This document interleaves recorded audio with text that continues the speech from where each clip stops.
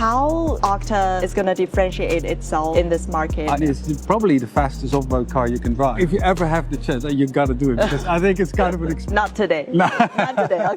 Okay.Hello， 朋友们，我现在呢是在路虎卫士的一个发布会，他们刚刚发布了路虎卫士家族的旗舰车型，我还有幸采访到了捷豹路虎全球首席营销官 Leonard Hornick 先生，所以咱们今天呢，一是来看一看他到底发了个什么车，但更关键的是，我们可以站在高管这个第一视角来了解一下，作为路虎卫士这种豪华品牌，它发布车是个什么战略，什么想法。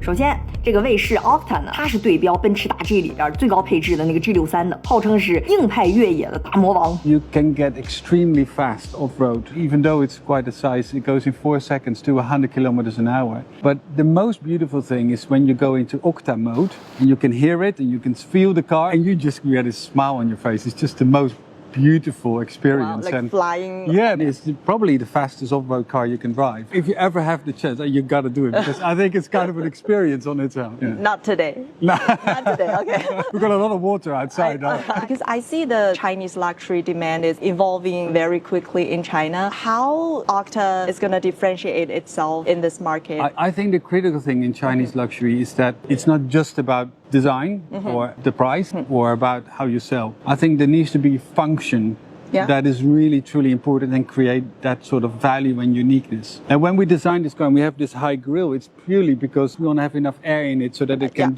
cool down. Or for example, the color of towing device. The golden one? Yeah, that is not so much the gold, it's called bronze. Oh, okay. Because that color gives it 37% more durability. Oh. So all these details, it is not just about form, it's also about function and how that comes together. That I think is sort of what new Chinese luxury will be. But anyway, maybe I'm completely wrong. I don't know. Yeah. Is there any goal this model is trying to achieve? For example, sales growth or the brand? 哎，注意了哈 ，Leonard 要讲的是一个卫士销量非常反常的一个现象。When we launched the new generation of Defender, we are selling more of those Defenders in a month than the old Defender did in a whole year. Oh. So we already did really well. And actually, if you look at normally in the automotive industry, your volume drops down after 3 years, 4 years, 5 years. Globally or globally, right? And now in the new China market, especially it goes like this. This car, we will do the most volume in year 5. Wow. And it actually is still growing. So we did this and made this car because we just love it. You just love it. And we just love making something that nobody else can make. Gotcha. So it's not about the volume, it's about maybe setting a bar for the tough luxury kind of this extreme. Yeah, and it's not because we want to, we can make a lot of profit on anything. It's really because this is what British engineers can do. 你看到没有？它设计这款车的出发点就不太一样，它不是销量优先，而是为了能树立一个标准、一个标杆。那它优先考虑的到底是什么呢？ The beautiful thing is what we do uniquely is that we go design first and platform second. Design first and platform second. What does it mean? And a lot of other companies, they say, oh, I've got this platform, this distance between the wheels and everything. And then they make some design. But that's not what the real deep brand value that we have across all the 4 brands is, because we design something and then we look and say, okay, what is a platform with the right dimensions, the right proportions? That makes really us unique across all 4 brands. I see. So it's not about parameters. It's not about one sort of platform that 50 brands use across the group or anything like that. That's not who we are. Okay, very insightful. Did you design it out of what you think it can perform very well in the market, or did you actually see the needs of a consumer? That is another uniqueness that we have. So our designers, they are so stubborn. Once they have something really, really beautiful, and they do make these absolutely gorgeous cars, and you can see some of the detailing that we have here. A lot of it has functionality, but the detailing is incredibly difficult to do. Yeah. So then your industrial operations team says, oh, that's really difficult to do. How do I produce that? How can I make that quality work? How can I get the materials for that? How can I get my suppliers to do that? And we never give up. We just keep going until we have that design that the original designer has had in his mind. And Jerry is brilliant at that.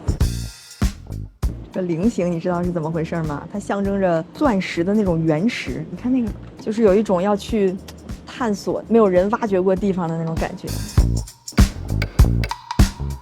How long did it take to make it happen?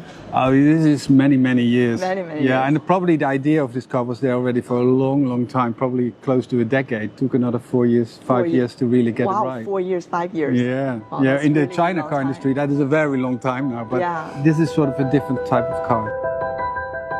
所以你看哈，路虎卫士这个商业思路其实非常的不商业，它是以设计优先，这点其实很有意思。Business is about 80% logic and 20% absurdity. You need to do something a little bit that is illogical. If you all follow the numbers, if you all follow the same insight, you all get to the same result. If you want to do something different, if you want to ask for a higher price, you got to be different.